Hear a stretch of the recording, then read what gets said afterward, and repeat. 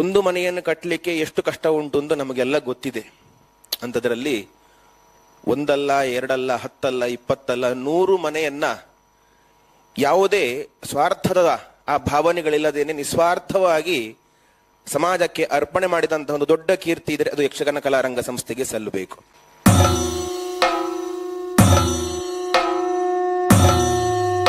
ಕೆಲಸ ಮಾಡಿದ್ದು ಅಪ್ಪ ಒಬ್ಬರೇ, ಅಮ್ಮನಿಗಂತೂ ಆಗುದಿಲ್ಲ ಹಾರ್ಟ್ ಪ್ರಾಬ್ಲಮ್ ಅಲ್ಲಿ. ಅಪ್ಪ ಸಹ ಬೆನ್ನು ನೋವು ಅಂತ ಅಷ್ಟೇನ್ ಕೆಲಸ ಮಾಡಲ್ಲ, ಹಾರ್ಡ್ ವರ್ಕ್ ಎಲ್ಲ ಆಗುದಿಲ್ಲ ಅವರಿಗೆ. ನಮ್ ಕೈಯಲ್ಲಿ ಎಷ್ಟಾಗ್ತದೆ ಅಷ್ಟು ಮಾಡಿ ನಮ್ಮನ್ನ ಸಾಕ್ತಿದ್ರು. ಅಂತದ್ರಲ್ಲಿ ಮನೆಯಿಂದ ಕಮ್ಮಿ 7 ಲಕ್ಷದ ಮನೆ ಅಲ್ಲ ಸರ್, 7 ಲಕ್ಷದ ಮನೆಯಿಂದ ನಮ್ಗೆ ನಿಜವಾಗ್ಲೂ ತಲೆ ಎತ್ತಲಿಕ್ಕೆ ಸಾಧ್ಯ ಆಗ್ತಿರ್ಲಿಲ್ಲ.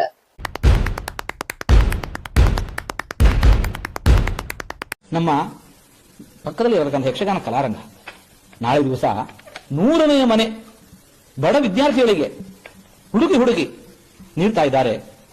ಅವರಿಗೆ ಎಲ್ಲಿಂದ ಧನ ಬಂತು ಅಂತಂದ್ರೆ ಸಮಾಜ ಅವರ ಮೇಲೆ ವಿಶ್ವಾಸ ಇಟ್ಟಿದೆ. ಅವರ ಮೂಲಕ ಇವತ್ತು ಮನೆ ನಿರ್ಮಾಣ ಮಾಡಿಕೊಡುವ ಕೆಲಸವನ್ನು ಅರ್ಹರಿಗೆ ಮಾಡಿಕೊಡ್ತಾ ಇದೆ.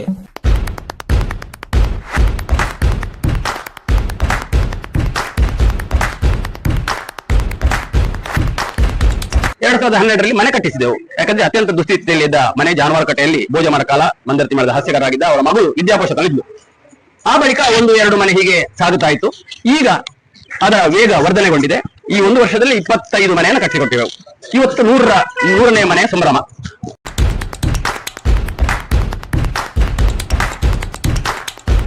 ನಮ್ಮ ಮನೆ 60ನೇ ಮನೆ. ನಮ್ಗೆ ದಾನಿಗಳಾಗಿ ಒದಗಿ ಬಂದವರು ಜಯಲಕ್ಷ್ಮಿ ಮತ್ತು ಅಶೋಕ್ ನಾಯಕ್. ಅವರು ಜಯಲಕ್ಷ್ಮಿ ಅವರ ಹುಟ್ಟುಹಬ್ಬದ ದಿನ ಅಂದ್ರೆ ಡಿಸೆಂಬರ್ 17, 2024ರಂದು ನಮಗೆ ನೂತನ ಮನೆ ಅದು ನಿರ್ಮಿಸಿಕೊಟ್ಟಿದ್ದಾರೆ. ನಮ್ಮ ಮನೆ ಹೆಸರು ಲಕ್ಷ್ಮೀ ಕುಟೀರ.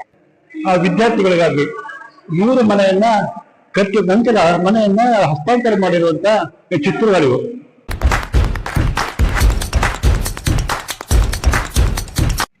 ಸ್ನೇಹಿತರೆ, ಇವರು ಸಿಂಚನ ಹೆಬ್ರಿಯವರು, ಹೆಬ್ರಿ ತಾಲೂಕು ಬರ್ತದೆ.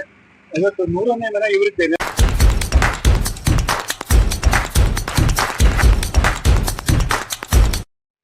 ಸ್ನೇಹಿತರೆ ನಮಸ್ಕಾರ, ನಾನು ಶ್ರೀಪತಿ ಹೆಗಡೆ ಹತ್ರಾಡಿ. ನನ್ನೆಲ್ಲ ಮೀಡಿಯಾ ಫೋಕಸ್ ವೀಕ್ಷಕ ಮಿತ್ರರಿಗೆ ಸ್ವಾಗತ.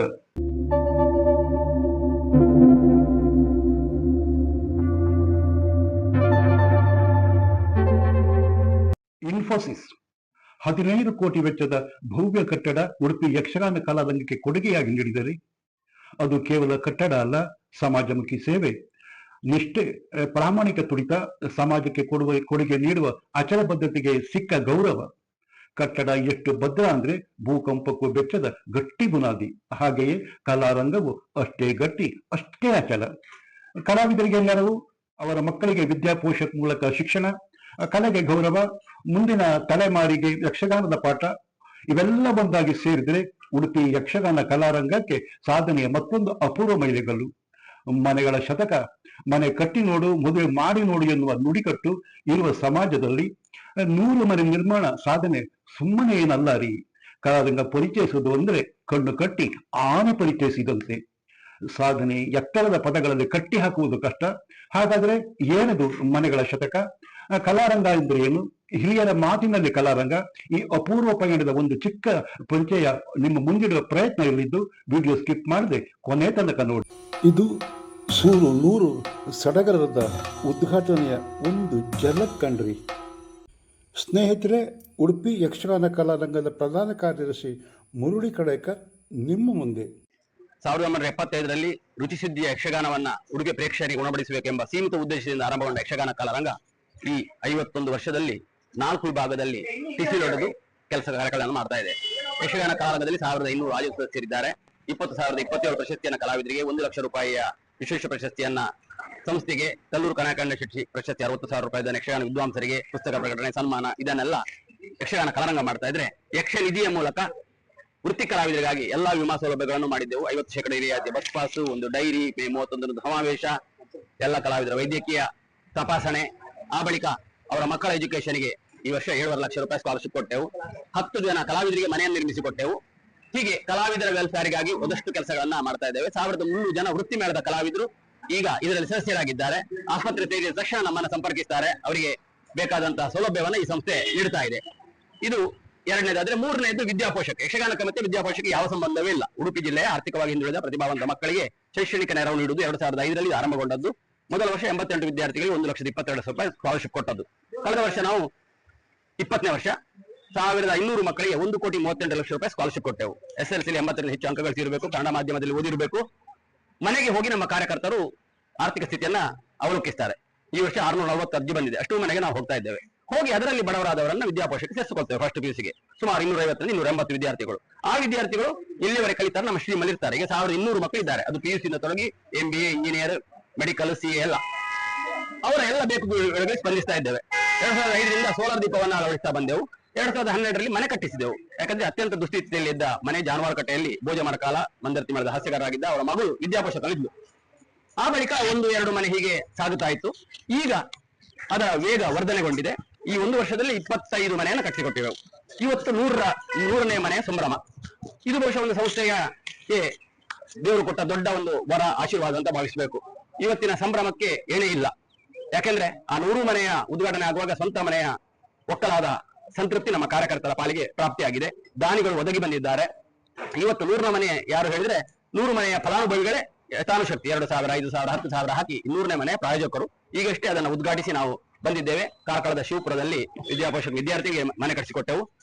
ಈಗ 100ರ ಸಂಭ್ರಮವನ್ನ ಸೂರು 100ರ ಸಡಗರದಲ್ಲಿ ನಾವು ಪಾಲ್ಗೊಳ್ತಾ ಇದ್ದೇವೆ. 5 ಶಾಸಕರು, MP ಹಾಗೆ ಕರ್ನಾಟಕ ಬ್ಯಾಂಕಿನ MD, ಸ್ವದೇಶಿಗಳು ಆಗಮಿಸಿದ್ದಾರೆ. ಎಲ್ಲರೂ ಇದಕ್ಕೆ ದಾನಿಗಳು. ಶ್ರೀಗಳು, ಪಲಿಮಾರು ಶ್ರೀಗಳು, ಪೇಜಾವರ ಶ್ರೀಗಳು ದಾನಿಗಳಾಗಿ ಒದಗಿ ಬಂದಿದ್ದಾರೆ. ರಾಜಕಾರಣಿಗಳು ದಾನಿಗಳಾಗಿದ್ದಾರೆ. ಉದ್ಯಮಿಗಳು ದಾನಿಗಳಾಗಿ ಒದಗಿ ಬಂದಿದ್ದಾರೆ. 15 ದಾನಿಗಳು ಸಿದ್ಧರಾಗಿದ್ದಾರೆ ಮುಂದೆ ಮನೆ ಕಟ್ಟಿಸಿಕೊಡ್ಲಿಕ್ಕೆ. ಹೀಗೆ ಸಮಾಜ ಹಾಳಾಗಲಿಲ್ಲ. ನಾವು ಪ್ರಾಮಾಣಿಕರಾಗಿದ್ದರೆ, ನಮ್ಮ ಮುಖ ಚೆನ್ನಾಗಿದ್ದರೆ ಕನ್ನಡಿಯಲ್ಲಿ ಸೊಗಸಾದ ಮುಖ ನಮಗೆ ಕಾಣುತ್ತದೆ ಎಂಬುದಕ್ಕೆ ಕಲಾರಂಗವೇ ಒಂದು ದೃಷ್ಟಾಂತ. ಇದಕ್ಕೆ ಮಕುಟಪ್ರಾಯದಾಗೆ ಮೊನ್ನೆಷ್ಟೇ ಮಾಹೆಯ ಅಧ್ಯಕ್ಷರು ರಂಜನ್ ಪೈ ಬಂದಿದ್ರು. ಅವರು ಒಂದು ದೊಡ್ಡ ಕೊಡುಗೆಯನ್ನು ನಮ್ಗೆ ಕೊಟ್ಟಿದ್ದಾರೆ. ವರ್ಷಕ್ಕೆ 10 ಮನೆಯನ್ನ ಮಾಹೆಯ ವತಿಯಿಂದ ಇನ್ನು 5 ವರ್ಷ ನಾವು ನೀಡ್ತಾ ಇದ್ದೇವೆ. ಅಂದ್ರೆ 50 ಮನೆಯ ಒಂದು ಪ್ರಾಯೋಜಕತ್ವವನ್ನ ಮಾಹೆ ಕೊಡ್ತಾ ಇದೆ. ನೋಡಿ, ಇದು ಕೇಳದೆ ನೀವು ಪ್ರಾಮಾಣಿಕವಾಗಿ ಕೆಲಸ ಮಾಡಿದ್ರೆ ಸಮಾಜ ಹೇಗೆ ಸ್ಪಂದಿಸುತ್ತದೆ ಎಂಬುದಕ್ಕೆ ಇಂತಹ 100 ನಿದರ್ಶನಗಳು ನಮಗಿವೆ. 50 ವರ್ಷ ಸುವರ್ಣ ವರ್ಷವನ್ನ ದಾಟಿದ್ದೇವೆ. ಸುವರ್ಣ ವರ್ಷವನ್ನ ಸುವರ್ಣಾಕ್ಷರದಲ್ಲಿ ಬರೆದಿರುವ ಹಾಗೆ ನಮ್ಮ ಕೆಲಸ ಕಾರ್ಯಗಳು ತಾನಾಗಿ ಒದಗಿ ಬರ್ತಾ ಇದ್ದೇವೆ. ನಾವು ಎಲ್ಲಿಯೂ ದುಂದು ವೆಚ್ಚ ಮಾಡುವುದಿಲ್ಲ. 1 ರೂಪಾಯಿಯನ್ನ ಅನಗತ್ಯವಾಗಿ ಪ್ರಚಾರಕ್ಕಾಗಿ ವಿನಿಯೋಗಿಸ್ತಾ ಇಲ್ಲ. ಕೆಲಸದ ಹಿಂದೆ ಹೋದೆವು, ಲಕ್ಷ್ಮಿ ತಾನಾಗಿ ನಮ್ಮ ಹಿಂದೆ ಓಡಿ ಬರ್ತಾ ಇದ್ದಾಳೆ. ಒಂದು ವಿದ್ಯಾಪೋಷಕ್ಕೆ ನಾವು 1 ವರ್ಷಕ್ಕೆ ಸುಮಾರು 3 ಕೋಟಿ ರೂಪಾಯಿಯನ್ನ, ಮನೆಗೆ ಆದ್ರೆ ಸ್ಕಾಲರ್ಶಿಪ್ಗೆ 1.5 ಕೋಟಿ, 3 ಕೋಟಿಯನ್ನ ಕೇಳದೆ ನಮಗೆ ಸಮಾಜ ಕೊಡ್ತಾ ಇದೆ. ಅಷ್ಟನ್ನು ಸಮಾಜಕ್ಕೆ ನಾವು ಹಿಂದಿರುಗಿಸ್ತಾ ಇದ್ದೇವೆ. ಅದೇ ಸಂದರ್ಭದಲ್ಲಿ ನಾವು ಸುವರ್ಣ ವರ್ಷ 2 ವರ್ಷದ ಹಿಂದೆ ಆಚರಿಸಿದೆವು. ಈ ಭವ್ಯ ದಿವ್ಯ ಕಟ್ಟಡ ಸುಮಾರು 15.8 ಕೋಟಿಯ ಕಟ್ಟಡವನ್ನು ಇನ್ಫೋಸಿಸ್ ಫೌಂಡೇಶನ್ ನಮಗೆ ಉಡುಗೊರೆಯಾಗಿ ಕೊಟ್ಟಿತ್ತು. ಇದಕ್ಕಿಂತ ದೊಡ್ಡ ಸೌಭಾಗ್ಯ ಮತ್ತೇನಿದೆ ಹೇಳಿ? ಬಹುಶಃ ಎಲ್ಲ ಸಂಘ ಸಂಸ್ಥೆಗೆ ಇದೊಂದು ಆದರ್ಶ ಅಂತ ಭಾವಿಸ್ತೇವೆ. ಇದೊಂದು ಅಪೂರ್ವವಾದಂತಹ ನಮ್ಮ ಜೀವನದಲ್ಲಿ ಮರೆಯಲಾರದ ದಿನಕ್ಷಣ ಸುವರ್ಣಾಕ್ಷರದಲ್ಲಿ ನಿಜಾರ್ಥದಲ್ಲಿ ಬರೆದಿಡಬೇಕು. 4ನೇದು ಯಕ್ಷ ಶಿಕ್ಷಣ. ನಿಮ್ಗೆ ಗೊತ್ತಿದೆ, ಸುಮಾರು 100 ಪ್ರೌಢಶಾಲೆಗಳಲ್ಲಿ 4 ವಿಧಾನಸಭಾ ಕ್ಷೇತ್ರದ ಪ್ರೌಢಶಾಲೆ ಯಕ್ಷಗಾನ ಕಲಿಸಿ ಪ್ರದರ್ಶನವನ್ನು ಮಾಡ್ತಾ ಇದ್ದೇವೆ. ಕಳೆದ ವರ್ಷ 94 ಪ್ರೌಢಶಾಲೆ 3,035 ಮಕ್ಕಳು ವೇಷ ಮಾಡಿದ್ದಾರೆ. ಇದು ಕೂಡ ಒಂದು ದೊಡ್ಡ ಅಭಿಯಾನ. ಜೂನ್ ನಿಂದ ಡಿಸೆಂಬರ್ವರೆಗೆ 41 ಜನ ಟೀಚರ್ಸ್ ಸ್ಕೂಲಿಗೆ ಹೋಗಿ ಯಕ್ಷಗಾನ ಕಲಿಸಿ ಇದರ ಪ್ರದರ್ಶನದ ವ್ಯವಸ್ಥೆ ಮಾಡ್ತಾ ಇದ್ದೇವೆ. 4 MLAಗಳನ್ನು ನೆನಪು ಮಾಡ್ಕೊಳ್ಬೇಕು. ಉಡುಪಿ, ಕಾಪು, ಕುಂದಾಪುರ, ಬೈಂದೂರಿನ ಶಾಸಕರು ಇದಕ್ಕೆ ನಮ್ಮ ಕೈ ಜೋಡಿಸಿದ್ದಾರೆ. ಅವರ ಸಹೃದಯತೆಯನ್ನು ನಾವು ಎಂದೂ ಮರೆಯುವುದಿಲ್ಲ. ಹೀಗೆ ಇಡೀ ಸಮಾಜ ಒಟ್ಟು ಸೇರಿ ನಮ್ಮ ಅಧ್ಯಕ್ಷರು, ಯಕ್ಷಗಾನ ಕಲಾವಿದ ಅಧ್ಯಕ್ಷರು ನಮ್ಮ ಗಂಗಾಧರರಾಯರು, ಅವರೇ 4 ಮನೆಯ ಪ್ರಾಯೋಜಕರು. ಬಹುಶಃ ಅದೇ ಒಂದು ಆದರ್ಶ. ಇವರೇ ಎಲ್ಲ ಸದಸ್ಯರು ಸ್ವಂತ ಕಿಸೆಯಿಂದ ದುಡ್ಡನ್ನ ಹಾಕಿ ವಾಹನದಲ್ಲಿ ಮನೆಗೆ ಹೋಗಿ ಭೇಟಿ ಮಾಡಿ ಅವರ ಆರ್ಥಿಕ ಸ್ಥಿತಿಯನ್ನ ಒದಗಿಸ್ತಾ ಇದ್ದಾರೆ. ಎಲ್ಲ ಮನೆಯ ಉದ್ಘಾಟನೆಗೂ ಸಾಮಾನ್ಯ ಹೆಚ್ಚಿನ ಸದಸ್ಯರು ಬರ್ತಾ ಇದ್ದಾರೆ. ಹೀಗೆ ಒಂದು ಸುವರ್ಣ ಕಾಲದಲ್ಲಿ ಈ ಸಂಸ್ಥೆ ಇದೆ. ನಮ್ಮ ಈ 40 ಜನ ಒಂದು ಮನೆಯ ಕುಟುಂಬದ ಸದಸ್ಯರಾಗಿ ಪರಸ್ಪರ ಪ್ರೀತಿಸ್ತಾ ಕೆಲಸದಲ್ಲೇ ತಮ್ಮ ಸಾರ್ಥಕತೆಯನ್ನು ಕಾಣ್ತಾ ಇರುವಂತಹ ಒಂದು ತಂಡ ಇಲ್ಲಿ ಪ್ರಾಪ್ತಿಯಾಗಿದೆ. ಇದಕ್ಕಿಂತ ಸೌಭಾಗ್ಯ ಮತ್ತೊಂದೇನಿಲ್ಲ. ಇದೊಂದು ಸಂತೋಷ ಆಗ್ತದೆ. ಇವತ್ತು ಎಲ್ಲ ಆ ಮಕ್ಕಳು 100 ಮನೆಯ ಮಕ್ಕಳು ಬರ್ತಾ ಇದ್ದಾರೆ, ಅವರ ಕುಟುಂಬಕ್ಕೆ ಬರ್ತಾ ಇದ್ದಾರೆ, ಹಾಗೆ ದಾನಿಗಳು ಬರ್ತಾ ಇದ್ದಾರೆ. ಇದೊಂದು ಅಪೂರ್ವ ಸಮ್ಮೇಳನ, ಸುಮನಸರ ಒಂದು ಸಮಾವೇಶ ಹೇಳಿದ್ರು ತಪ್ಪಾಗ್ಲಿಕ್ಕಿಲ್ಲ. ನಮಸ್ಕಾರ. ನಮಸ್ಕಾರ ಎಲ್ರಿಗೂ. ನನ್ನ ಹೆಸರು ಸಾಕ್ಷಿ ಶೆಟ್ಟಿ. ನಮ್ಮ ಸಿಂಗಲ್ ಪೇರೆಂಟ್. ಅದು ಮತ್ತೆ ನನ್ನ ತಮ್ಮ ಹ್ಯಾಂಡಿಕ್ಯಾಪ್ಡ್. ಅವ್ನ್ ಖರ್ಚಿಗೆ ಅಂತ ಹೇಳಿ ಎಲ್ಲ ಅದಕ್ಕೆ ಹಾಕಿ ನಮ್ಮ ಮನೆ ಫುಲ್ ನಿರ್ಮಾಣ ಮಾಡ್ಲಿಕ್ಕೆ ಆಗಿಲ್ಲ. ನಾವು ಒಂದು ಚಿಕ್ಕ ಮನೇಲಿ ಇದ್ವಿ ಸೈಡ್ ಅಲ್ಲಿ. ಆಗ ನಮ್ಮ ಮನೆ ನೋಡ್ಲಿಕ್ಕೆ ಬಂದಾಗ ಹೇಳಿದ್ರು, ನೋಡ್ಕೊಂಡು ಹೇಳಿದ್ರು ಎಂತಕ್ಕೆ ಸರಿ ಮಾಡಲ್ಲ. ಅದಕ್ಕೆ ನಾವು ಹೇಳ್ದಿಲ್ಲ ನಮ್ಮಿಂದ ಆಗ್ಲಿ ಅಂತ. ಹಾಗೆ ನಮ್ ಬಡತನ ಮತ್ತೆ ನನ್ನ ಹತ್ರ ವಿದ್ಯಾಭ್ಯಾಸ ಇತ್ತು, ಆದ್ರೆ ನಮ್ಗೆ ಓದ್ಲಿಕ್ಕೆ ಆಗ್ತಿರ್ಲಿಲ್ಲ. ಹಾಗಾಗಿ ಅವರು ನಾವು ನೋಡ್ತೇವೆ ಹೇಳ್ತೇವೆ ಅಂತ ಹೇಳ್ಕೊಂಡು ಮಾಡ್ತಿದ್ರು. ಆನಂತರ ಇನ್ನೊಂದ್ಸಲ ನಾವು ಬಂದು ನೋಡ್ತೇವೆ ನಿಮ್ಮ ಮನೇನ ಅಂತ ಹೇಳಿ ಹೋಗಿದ್ರು. ಆಮೇಲೆ ಬಂದ್ರು, ನಮ್ಗೆ ಒಂದು ಮನೆ ನಿರ್ಮಿಸ್ಕೊಡ್ತಾರಂತ ಹೇಳಿದ್ರು. ನಮ್ಗೆ ಅಲ್ಲೊಂದ್ ಸ್ವಲ್ಪ ಧೈರ್ಯ ಬಂತು. ಆನಂತರ ಬಂದ್ರು, ಮನೆ ನೋಡ್ಕೊಂಡು, ಯಾವಾಗ್ಲೂ ಮನೆ ಫುಲ್ ನಿರ್ಮಾಣ ಆಗೋವರೆಗೂ ಬಂದು ನೋಡ್ಕೊಂಡು ಹೋಗ್ತಿದ್ರು.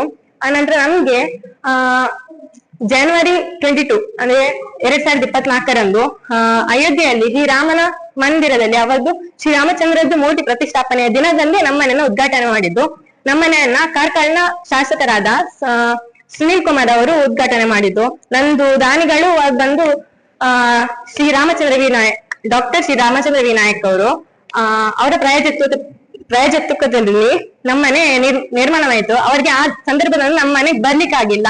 ಆ ನಂತರ ನಾವು ಇನ್ನೊಂದ್ ದಿವಸ ನಮ್ಗೆ ವಿದ್ಯಾಪೋಷಕ ಅವರು ಅವರನ್ನ ಭೇಟಿ ಮಾಡುವ ಅವಕಾಶವನ್ನು ಮಾಡಿಕೊಟ್ರು. ನಂತರ ನಾವು ಅದು ಹಾಸ್ಪಿಟಲ್ ಇಲ್ಲಿ ಉಡುಪಿಗೆ ಹೋಗಿ ಮೀಟ್ ಮಾಡ್ಕೊಂಡ್ ಬಂದ್ವಿ. ಆ ದಿನದಿಂದ ಹಿಡಿದು ಇಲ್ಲಿಯವರೆಗೂ ನಮ್ದೇನು ಓದ್ಲಿಕ್ಕಿದೆ, ಏನ್ ಖರ್ಚಿದೆ, ನಾವೇನು ಒಂದು ನಮ್ಗ ಸರ್ ಆಗ್ತಿಲ್ಲ, ಒಂದ್ ಸಹಾಯ ಬೇಕಂತ ಈಗ ಹೋಗಿ ಕೇಳಿದ್ರು ನಮ್ಗೆ ಸಹಾಯ ಮಾಡ್ತಿದ್ದಾರೆ. ನಂಗೊಂದು CA ಕಲಿಬೇಕಂತ ಆಸೆ ಇತ್ತು. ಅದಕ್ಕೆ ನಾ ಹೋಗಿ ಸರ್ ನಿಮ್ಗೆ ನಂಗೆ CA ಕಲಿಬೇಕು, ಅದಾಗ್ತಿಲ್ಲ ಅಂತ ಹೇಳಕ್ಕೆ, ನೀನ್ ಕಲಿಬೇಕಾ, ನಾವು ಕಲಿಸ್ತೇವೆ, ನೀನ್ ಕಲಿಯೋದು ನಿಮ್ ಗುರಿ, ನೀನ್ ಕಲಿತೇವೆ, ನಾವು ಕಲಿಸ್ತೇವೆ ಅಂತ ಹೇಳ್ಕೊಂಡು ಎಷ್ಟೋ ಬರೋ ವಿದ್ಯಾರ್ಥಿಗಳಿಗೆ ಇದೇ ರೀತಿಯಾಗಿ ಪ್ರೋತ್ಸಾಹ ಮಾಡುತ್ತಾ ಅವ್ರಿಗೆ ಪ್ರೋತ್ಸಾಹ ನೀಡ್ತಿದ್ದಾರೆ, ಸಹಾಯ ಮಾಡ್ತಿದ್ದಾರೆ. ಇದೇ ಒಂದು ಅಂದ್ರೆ ಈ ಸಂಸ್ಥೆಯ ಒಂದು ಧ್ಯೇಯವಾಗಿದ್ದು, ಇದನ್ನೇ ನನ್ನ ಬಾಳಿ ನಾನು ಅಳವಡಿಸ್ಕೊಂಡು ನಾ ಮುಂದೆ ಹೋಗ್ತಾ ನಾನು ಯಾರಿಗಾದ್ರೂ ಒಬ್ರು ಸಹಾಯ ಮಾಡ್ಬೇಕಂತ ಅನ್ಕೊಂಡಿದ್ದೇನೆ. ಸೊ ಎಲ್ರಿಗೂ ನಮಸ್ಕಾರ. ನನ್ನ ಹೆಸರು ದಿಶಾನ್. ನಾ ಮೂಡುಬೆಳ್ಳೆ ತೋಡ್ಕೊಳ್ಳಿ ಇಲ್ಲಿಂದ ಬಂದಿದ್ದೇನೆ. ನನ್ಗೆ ಇಲ್ಲಿ ವಿದ್ಯಾಭ್ಯಾಸಕ್ಕೆ ಸೆಲೆಕ್ಟ್ ಆದ್ಮೇಲೆ ಒಂದು ಒಳ್ಳೆಯ ಮನೆ ಕಟ್ಟಿ ಕೊಟ್ಟಿದ್ದಾರೆ, ಮತ್ತೆ ಓದ್ಲಿಕ್ಕೆ ಕೂಡ ಈಗ ಸ್ಕಾಲರ್ಶಿಪ್ ಕೊಡ್ತಿದ್ದಾರೆ. ಮೊದ್ಲಿಗೆ ಹೇಳ್ಬೇಕಾದ್ರೆ ನಂಗೆ ಮನೆಯಲ್ಲಿ ತುಂಬಾ ಕಷ್ಟ ಇತ್ತು. ಮನೆಯೆಲ್ಲ ಬಿರುಕು ಬಿದ್ದೆಲ್ಲ ಹಾಳಾಗಿತ್ತು, ನೀರೆಲ್ಲ ಸೋತಿತ್ತು. ನಾ ಎಣಿಸಿದ್ದೆ ಆ ಮನೆಯಲ್ಲಿ ಈಗ ಕುತ್ಕೊಂಡೆಲ್ಲ ಮಂಡೆಗೆ ಬಿದ್ದು ಹೋಗ್ಬೇಕಂತ. ಆಗ ನಂಗೆ ಸ್ಕೂಲಿಂದ ಹೇಳಿದ್ರು, ಇದು ವಿದ್ಯಾಭೂಷಕ ಒಂದು ಸಂಸ್ಥೆ ಉಂಟು, ಅಲ್ಲಿಗೆ ಅಪ್ಲಿಕೇಶನ್ ಹಾಕು, ಮನೆ ಕಟ್ಟಿ ಕೊಡ್ತಾರೆ, ಸ್ಕಾಲರ್ಶಿಪ್ ಎಲ್ಲ ಕೊಡ್ತಾರೆ. ಅದು ಅಪ್ಲಿಕೇಶನ್ ಕೊಟ್ಟೆ, ನಂಗೆ ಗೊತ್ತಿರ್ಲಿಲ್ಲ ನಾ ಸೆಲೆಕ್ಟ್ ಆಗ್ತೆ ಅಂತ. ಮತ್ತೆ ಸ್ವಲ್ಪ ದಿನ ಆದ್ಮೇಲೆ ಲೆಟರ್ ಬಂತು, ನಾ ಸೆಲೆಕ್ಟ್ ಆಗಿದ್ದೇನಂತ. ಮತ್ತೆ ಸ್ಕಾಲರ್ಶಿಪ್ ಬಂತಾದ್ಮೇಲೆ ಪುನಃ ಒಂದು ವಿಷಯ ಅಂತಂದ್ರೆ ಮನೆ ಸಹ ಕಟ್ಟಿ ಕೊಡ್ತಾರೆ ಅಂತ ಹೇಳಿದ್ರು. ನಂಗೆ ತುಂಬಾ ಖುಷಿ ಆಯ್ತು. ಮತ್ತೆ ಮನೆಯಲ್ಲಿ ಈಗ ಕಟ್ಟಿಕೊಟ್ಟು ನಂದೀಗ 81ನೇ ಮನೆ ಇವ್ರು ಕಟ್ಟಿ ಕೊಟ್ಟಿದ್ದಾರೆ, ಒಳ್ಳೇದುಂಟು. ನನ್ನದು ಡೋನರ್ ಬಂದ್ಬಿಟ್ಟು ರಾಜೇಶ್ವರಿ ಜಿ ಭಟ್, ಒಳ್ಳೆ ಮನೆ ಕಟ್ಟಿ ಕೊಟ್ಟಿದ್ದಾರೆ.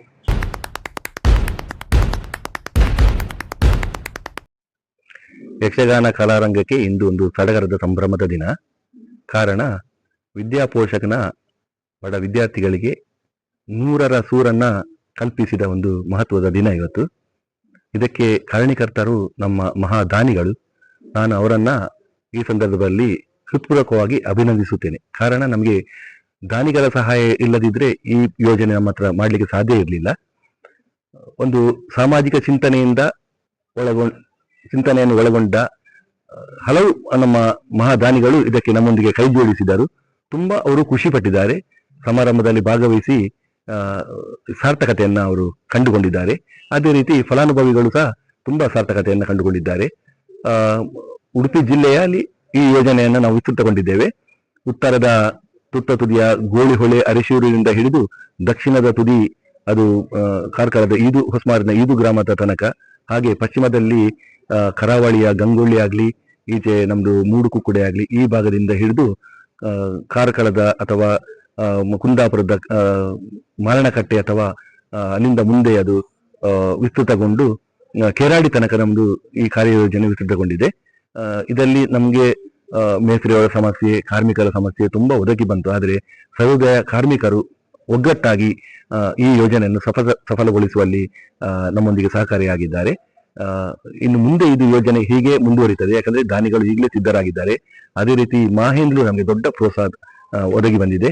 ಹಾಗಾಗಿ ಈ ಯೋಜನೆ ನಿರಂತರವಾಗಲಿ, ದಾನಿಗಳ ಸಹಾಯ ಹಸ್ತ ಬರಿದಾಗದೇ ಇರಲಿ, ಅವರ ಕೊಡುವ ಮನಸ್ಸು ಇನ್ನೂ ದ್ವಿಗುಣವಾಗಲಿ. ಹಾಗೆ ಇದರಿಂದ ಪ್ರೇರಿತಗೊಂಡು ಇನ್ನಷ್ಟು ದಾನಿಗಳು ಮುಂದೆ ಬಂದಲ್ಲಿ ಮುಂದೊಂದು ದಿನ ನಮ್ಮ ಉಡುಪಿ ಜಿಲ್ಲೆಯಲ್ಲಿ ವಿದ್ಯಾಭ್ಯಾಸದಲ್ಲಿ ತೊಡಗಿರುವ ಯಾವ ಮಕ್ಕಳಿಗೂ ಸೂರು ಇಲ್ಲದ ಅಥವಾ ಒಂದು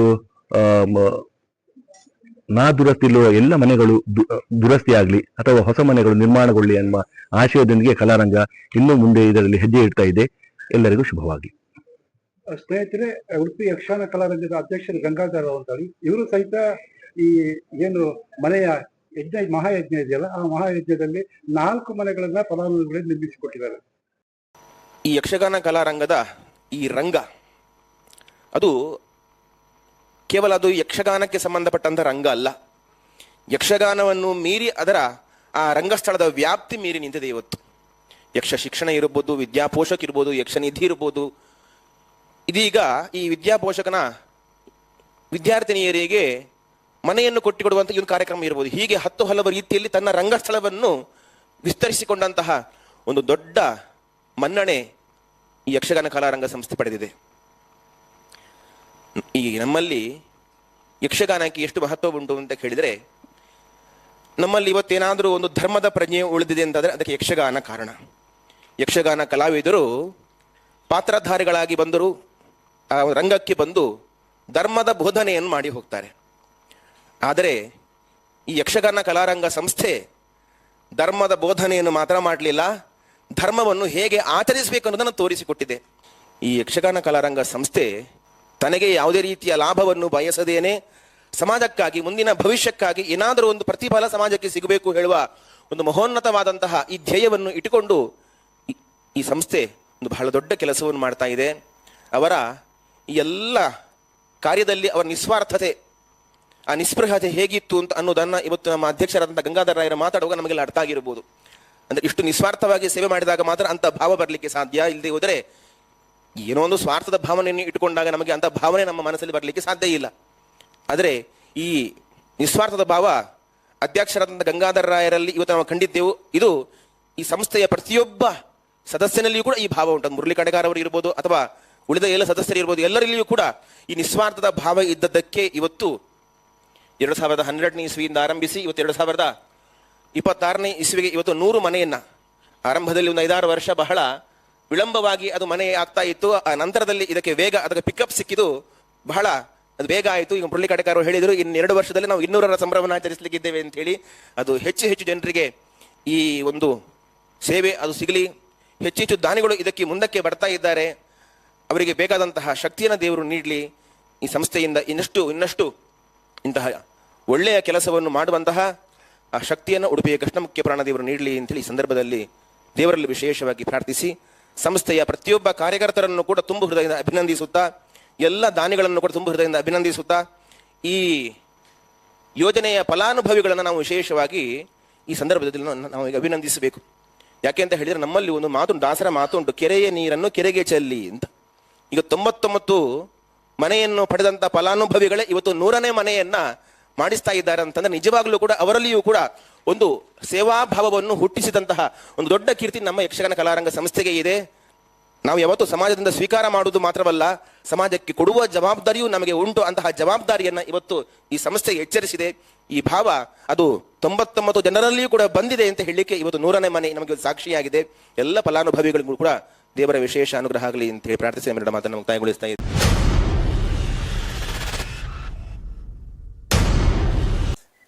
ಅವಕಾಶ ಸಿಕ್ಕಾಗ 1 ಮನೆ 2 ಮನೆ ಅಥವಾ ಪ್ರಚಾರದ ದೃಷ್ಟಿಯಿಂದ ಇನ್ಯಾವುದೋ ಮನೆಗಳನ್ನ ತುಂಬಾ ಸಂಘ ಸಂಸ್ಥೆಗಳು ಮಾಡಬಹುದು.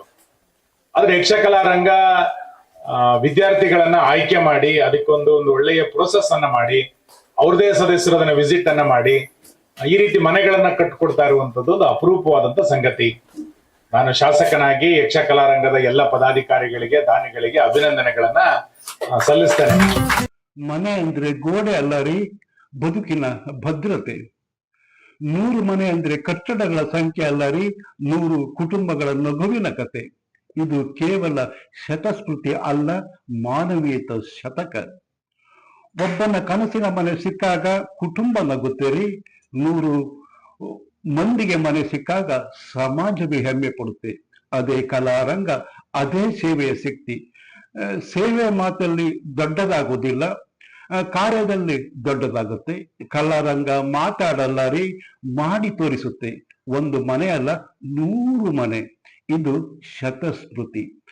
ಇದೇ ಕಲಾರಂಗದ ಗಿರಿಮೆ, ಕಲಾರಂಗದ ಸೇವೆ, ಅದರೊಟ್ಟಿಗೆ ಕೈ ಜೋಡಿಸಿದ ದಾನಿಗಳ ತ್ಯಾಗ. ನಿಮ್ಮ ಅಭಿಪ್ರಾಯ ಕಾಮೆಂಟ್ ಮಾಡಿ. ವಿಡಿಯೋ ಇಷ್ಟವಾದರೆ ಮೀಡಿಯಾ ಫೋಕಸ್ ಚಾನಲ್ ಸಬ್ಸ್ಕ್ರೈಬ್ ಮಾಡಿ, ಲೈಕ್ ಹಾಗೂ ಶೇರ್ ಮಾಡೋದು ಮರಿಬೇಡಿ. ಮತ್ತೊಂದು ಹೊಸ ವಿಷಯದೊಟ್ಟಿಗೆ ನಿಮ್ಮ ಮುಂದೆ ಬರುತ್ತೇನೆ. ಅಲ್ಲಿಯ ತನಕ ನಮಸ್ಕಾರ. ಜೈ ಕರ್ನಾಟಕ, ಜೈ ಹಿಂದ್.